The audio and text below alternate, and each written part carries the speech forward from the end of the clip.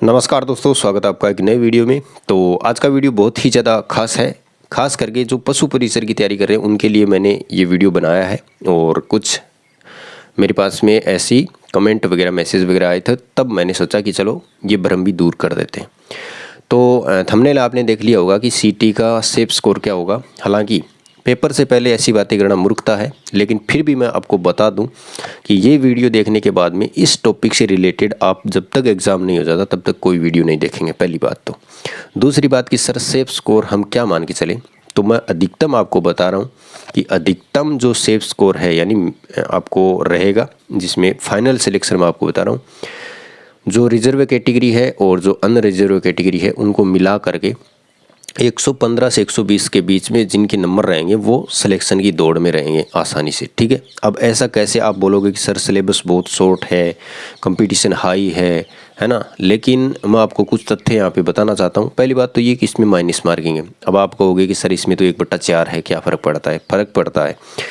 फ़र्क पड़ता है कि 1/4 हो, 3 हो, फ़र्क पड़ता है। माइनस मार्किंग का मतलब यही होता है, क्योंकि कुछ चीज़ें यहाँ पे मैं आपको फैक्ट बता रहा हूँ। जैसे मान लीजिए किसी बच्चे ने किस्मत उसका साथ नहीं दे रही है, तो मान लीजिए वो 3 क्वेश्चन किए उसने, ठीक है, तीनों गलत हो गए, चौथा क्वेश्चन किया, उसकी किस्मत अच्छी नहीं है ना, तो चौथा ही गलत होगा।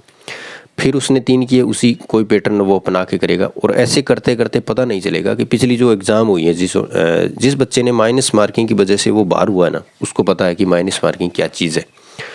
एक तो ये चीज़ हो गई।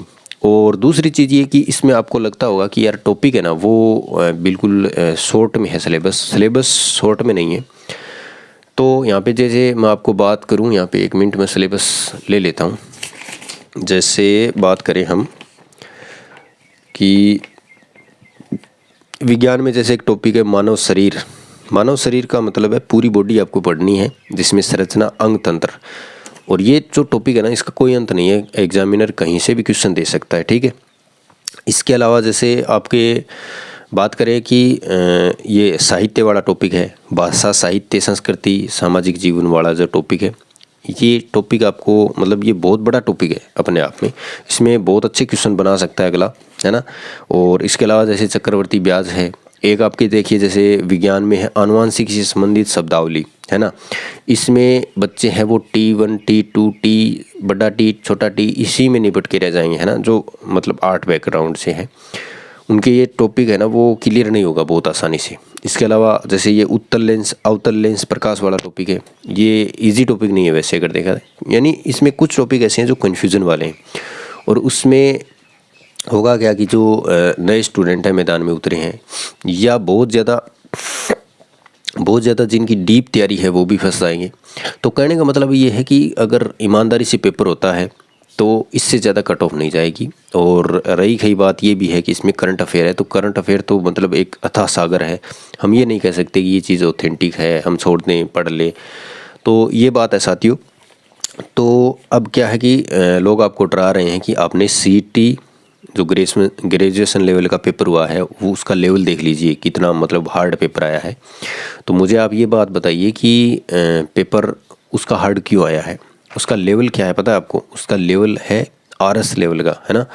क्योंकि ग्रेजुएशन लेवल पे उसके समकक्ष जो परीक्षा होती है उसका लेवल वो है। और ये जो भर्ती है ना, ये चतुर्थ श्रेणी है, इससे नीचे कोई श्रेणी नहीं है राजस्थान में, है ना। राजस्थान में क्या, मेरे हिसाब से भारत में भी नहीं है, इससे नीचे कोई भर्ती नहीं है ना। तो इसका लेवल आप देख लीजिए, उसके हिसाब से तैयारी कीजिए। लोग आपको डराते होंगे, तो आपको क्या करना है, बेसिक चीज़ें ज़्यादा पढ़ के जानी है ना, जो 9वीं 10वीं की बुक है वहाँ से। और जो ये पशुपालन वाला जो टॉपिक है ये तो पूरा वहीं से उठा रखे हैं, विज्ञान के टॉपिक एज इट इज़ पाठ के नाम है वहाँ ना। क्योंकि इसका मैं आपको एक उदाहरण दे सकता हूँ कि जैसे अपने रीट में एक टॉपिक था कि संविधान निर्माण में राजस्थान की भूमिका, और ये टॉपिक अपने दे रखा है ये जो बुक चलती है उनमें, और वहाँ से एक टेबल दे रखी थी। तो पिछली बार उस टेबल से क्वेश्चन एज इट इज़ पूछा था, है ना।